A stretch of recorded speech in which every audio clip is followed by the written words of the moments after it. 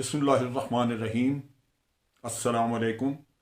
आप देख रहे हैं डीडीपी एनालिटिका। आज 16 दिसंबर और 6 साल पहले सन 2014 यही दिन एक इंतहाई दिलखराश वाक़या हुआ। आर्मी पब्लिक स्कूल पेशावर, दहशतगर्दों ने हमारे नन्हे मासूम भोले भाले फूल की तरह चहकते हुए बच्चे उनको खून में नहला दिया। और ये खून में नहलाने का जो काम हुआ, वो दुख आज भी उनके वालिदैन और हर वो शख्स जो साहिब औलाद है, जो थोड़ा सा भी हसास दिल रखता है, वो उस दुख से बाहर नहीं आ सका। जब भी इस साने की बात होती है, जब भी इसकी याद आती है, तो दिल खून के आंसू रोता है। एक गम की सी कैफियत छा जाती है। किसी से बात करने को जी नहीं चाहता, कुछ खाने पीने को जी नहीं चाहता। यूं लगता है जैसे हम सब गम में डूब के किसी काम के काबिल नहीं रहे।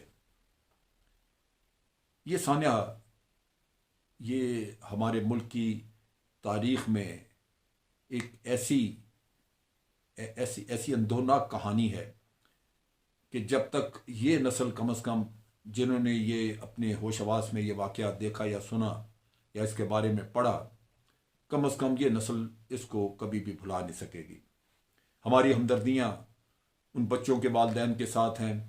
हमारी दुआएं उन बच्चों के लिए हैं कि रब्बुल आलमीन वो फूल जो बिन खिले मुरझा गए, उनको अपने जवान रहमत में जगह दे। उनके तो थे मासूम बच्चे वो, और उनके वालिदैन को रब्बुल आलमीन अच्छा नेमुल बदल दे, उनके परेशानियां दूर करे, उनके दुख और गम को ख़त्म करे। मेरे मालिक उनको सब्र दे दे। अब चीज़ ये है कि इस वाक़े के 2-3 पहलू हैं। जब ये वाक़या हुआ तो उस वक्त वज़ीरिस्तान, नॉर्थ वज़ीरिस्तान में जंग जारी थी। ज़रब-ए-अज़्ब, ऑपरेशन ज़रब-ए-अज़्ब लॉन्च कर दिया गया था। वो जून में लॉन्च किया गया, ये दिसंबर में वाक़या हुआ। और ज़्यादातर छावनी में से अफवाज जो हैं वो फ़ौज जा चुकी थी महाज पे, यानी आगे नॉर्थ वज़ीरिस्तान में पेशावर से। और पेशावर शहर में बड़े थोड़े, यानी बड़ा वाजबी सा, आप पीछे अमन की जो आपकी जगह होती है, वहाँ बड़े वाजबी सा एक सिस्टम छोड़ के जाते हैं, जो कि ना तो बड़ा मजबूत होता है वो पहरेदारी में, ना ही वो इंतज़ामी मामला में बहुत मजबूत होता है। वो गुजारा करने वाले लोग होते हैं पीछे, और वो भी वो लोग जो कि फिज़िकली जिनके बारे में सोचा जाता है कि वो शायद इतने फिट नहीं हैं, किसी को तकलीफ़ है या कोई सेहत का मसला है, तो वो भी ऑपरेशन में ले जाने के बजाय उनको पीछे छोड़ दिया जाता है ताकि वो हल्की फुल्की ड्यूटी देती रहे। ये वो हालात थे जिनमें के ये दहशतगर्द आए और उन्होंने आके आर्मी पब्लिक स्कूल के ऊपर हमला किया। जब ये हमला हुआ तो वहाँ पे उस वक्त जो हमारा जैसे हम कहते हैं कि रैपिड रिएक्शन फोर्स, वो उसको बुलाया गया। वो आके उन्होंने वहाँ पे एक्शन किया और बड़ी देर तक मुहासरा रहा, जबकि वो अपनी मर्जी से टेररिस्ट जो थे वो बच्चों को मारते रहे। अब यहाँ पे आप देखिए कि एक कितना, यानी हमारे हर दफ़ा हमेशा जब भी कभी कोई यहाँ पे ऐसा वाक़या हुआ, उसके बाद आपने देखा कि बादशाह खान यूनिवर्सिटी पे भी हमला हुआ था। वो भी इसी तरह लड़कों को मारने की साजिश थी, लेकिन हमारे जवानों ने उस साजिश को नाकाम बनाया और बड़ा कम नुकसान हुआ वहाँ पे। और ये हमेशा का एक कायदा है कि आप ये जब ये जो हमारी रैपिड रिएक्शन फोर्स होती है, ये जब जाते हैं तो मुकाबला जो दहशतगर्द का किया जाता है, उसमें सबसे इंपॉर्टेंट चीज़ यही होती है कि आपने ये मुकाबला इस तरह करना है कि जो हमारे अपने लोग हैं उनकी जानें ना जाएं, उनको आपने बचाना है, उनको तहफ़्फ़ुज़ देना। तो सारा खेल ही यही है, वरना तो वो टेररिस्ट वहाँ पे मार रहे हैं उनको। तो यहाँ भी बच्चों के लिए यही किया गया, लेकिन उसके बावजूद वो टेररिस्ट जो थे वो लगातार बच्चों को मारते रहे। और उन्होंने जब देखा कि वो खुद भी अब मारे जाएंगे, वो घिर चुके हैं, तो उन्होंने जो कुछ कर सकते थे ज़्यादा से ज़्यादा किया। दहशतगर्द की हमेशा यही कोशिश होती है, उसकी बड़ी बड़ी खबर अखबार में तब बनती है, पूरी दुनिया में वो खबर फैलती है, अगर वो एक एक्शन में ज़्यादा से ज़्यादा लोगों को मार दे। यही उसकी अचीवमेंट होती है। लिहाजा उन्होंने मारे और आपने देखा कि कोहराम मच गया, इतनी बड़ी खबर बन गई। तो ये आज वो लोग भी हमारे यहाँ मौजूद हैं। कराची के साफ़ी हैं एक दो डॉन टीवी के, जो ये बरमला इल्ज़ाम लगाते हैं कि ये तो जी अपनी फ़ौज ने लोग मारे थे। शर्म के, इनको शर्म से डूब मरना चाहिए। ये आज इस फ़ौज की मेहनत, अल्लाह की मेहरबानी कि ये आज़ाद फिरते नज़र आते हैं, वरना ये हकदार नहीं है कि ये आज़ाद फिरते नज़र आए आपको। तो ये अलमिया है कि आप एक तो दुख, गम और ऊपर से आप इस तरह के चरखे लगाएं, आप लाजमन पाकिस्तानी कहलाने के हकदार नहीं। अब बात यहाँ पे आती है कि ये जो वाक़या हुआ, इसने एक वक्त पे कौम को हिला के रख दिया, कौम इकट्ठी हुई, आपने एक मरबूत प्लान बनाई सारी पार्टीज़ ने मिल के, जिसे हम नेशनल एक्शन प्लान कहते थे, उस पर अमल दरामद हुआ। लेकिन अमल दरामद हाफ हार्टेड, वो आज भी पूरी तरह उस पर अमल नहीं है। और ये बड़ा ज़रूरी है कि हुकूमतें नेशनल एक्शन प्लान के ऊपर हमला पूरी तरह अमल करें।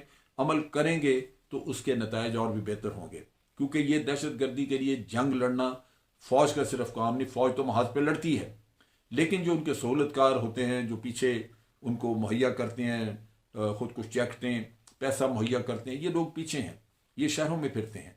इन पर नज़र रखना आपकी पुलिस, आपकी इंटेलिजेंस एजेंसीज और आपके अवाम का काम है, सो उनको करना चाहिए। तो एक तो ये इशू। दूसरी बात यह है कि ये सबसे बड़ा तकलीफ थे जो इसमें मुझे पहलू नज़र आया, वो ये था कि हमारा हमसाया मुल्क, जो कि एक झूठ बोलने वाला एक शैतान मुल्क मौजूद है, लेकिन उस शैतान मुल्क के अंदर सबसे बड़ा शैतान जब वो उनका वजीर आज़म बन गया, तो फिर तो बिल्कुल वो अपने मुल्क को भी बर्बाद कर रहा है और हमसाया ममालिक के साथ भी उसका यही रवैया है। आप देखिए कि जब ये वाक़या होता है PS का, तो ये इस मुनाफिक इंसान ने, मोदी ने, पाकिस्तान के साथ ताज़ियत, इजहार हमदर्दी किया और कहा कि जनाब बड़ा दुख हुआ कि ये बहुत वाक़या, हम तो हिल गए इससे। लेकिन आप देखिए कि कुछ ही वक्त में पता चलना शुरू हो गया कि भारत के ही कौंसल खाने में अफ़गानिस्तान में ये प्लान किया गया सारा हमला, और पैसा मुहैया किया गया। जो दरमियान में जो आदमी काम कर रहा था वो अफ़गानी था, और ये तालिबान को उन्होंने इस्तेमाल करके ये काम किया। अब वो सारे जो इसमें मुलव्वस थे भारतीय, उन सब की खोज भी लग गई, उनको हमने आइडेंटिफाई कर लिया। और भारत को जैसे ही पता चला कि ये आइडेंटिफाई हो गए, तो उनको अफगानिस्तान से उन्होंने निकाल लिया, इंडिया ले गए। अब हमने यूनाइटेड नेशन को कहा कि जनाब कम अज़ कम आप इनको टेररिस्ट डिक्लेयर कर दें। मैं ये बात इसलिए बता रहा हूँ कि हमें एहसास हो कि ये जो इंटरनेशनल पॉलिटिक्स हैं, इसमें मुनाफिकत कितनी है, इसमें अपने मफादात के तहत चलते हैं, इंसानियत नाम की कोई चीज़ है ही नहीं। आप देखिए कि ये सारा वाज़ेह सबूत और हर चीज़, इनकी आवाज़ें, टिप टीम, सब कुछ वो दे के तो आप कहते हैं यूनाइटेड नेशन को कि जनाब इनको टेररिस्ट डिक्लेयर कर दें। टेररिस्ट डिक्लेयर करने में उसकी हो सकता है कि उसके पैसे जब्त हो जाएं, जो बैंक अकाउंट वगैरह है वो जब्त हो जाए, उस पर पाबंदी लग जाए सफ़र की, वो हथियार ना रख सके, ये छोटी मोटी चीज़ें। लेकिन ये लाजमन ज़रूर होता कि उसको टेररिस्ट डिक्लेयर करने से भारत का मुंह काला होता, वो दुनिया को पता लगता कि ये वो लोग हैं जिन्होंने इतना घिनौना काम करवाया यहाँ पे।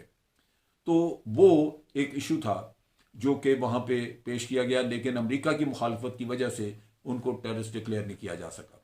पाकिस्तान को दोबारा कोशिश करनी चाहिए, लेकिन उसके अलावा जितने लोग थे, कुछ तो मारे गए वहाँ पे उस मुकाबले में, और कुछ सहूलतकार थे जो पकड़े गए। जब उनको मिलिट्री कोर्ट्स ने सजाएं दी, तो आपके इंतहाई प्यारे मोहतरम जज साहब जो अब इंतकाल कर चुके, वो चीफ जस्टिस थे पेशावर हाई कोर्ट के, तो वो माहिर थे इस काम में। हर दहशतगर्द उनके पास अपनी अपील लगवाता था और वो छोड़ देते थे। लिहाजा उस सेट में भी 72 दहशतगर्दों को एक वक्त में छोड़ा, और गालिबन इतने ही दूसरे वक्त में कोई 138 के करीब दहशतगर्दों को, जिनको फांसियां वांसियां हुई थी सजाएं मिलिट्री कोर्ट से, उनको रिहा कर दिया। वो अब रिहाई से तो रोक लिए गए इसलिए कि आपने अपील कर दी सुप्रीम कोर्ट में, लेकिन अल्लाह बेहतर जानता है, सिविल अदालतें हैं, सुप्रीम कोर्ट क्या फैसला करता है। छूट जाएंगे, दोबारा गले काटने के लिए आ जाएंगे, आप फिर लड़ते रहेंगे, हम भी लड़ते रहेंगे। तो ये सूरत हाल है। इस साने से, इस वाक़े से हमें सबक सीखना चाहिए था, इस कौम को एहतियात करनी चाहिए थी, अदालतों को, सबको, अपने इंसाफ के निज़ाम को, ताकि मुजरिम जो है वो सज़ा के बगैर ना जा सके। अल्लाह ताला पाकिस्तान के ऊपर अपनी रहमतें नाज़िल रखे और अपना करम और फजल हमारे साथ शामिल हाल रखे, हमारे बच्चों को, हमारी औलादों को रब्बुल आलमीन महफूज रखे, कि आइंदा कोई भी ऐसा सानहा जिससे कि बच्चों का नुकसान हो वो या ना हो। बच्चे क्या, बड़े भी बूढ़े सब बुज़ुर्गों का रब्बुल आलमीन उनको अपने ज़ुबान में रखे कि किसी का कोई नुकसान ना हो। आज के लिए इतना ही। अफवाज पाकिस्तान जिंदाबाद, पाकिस्तान पाइंदाबाद।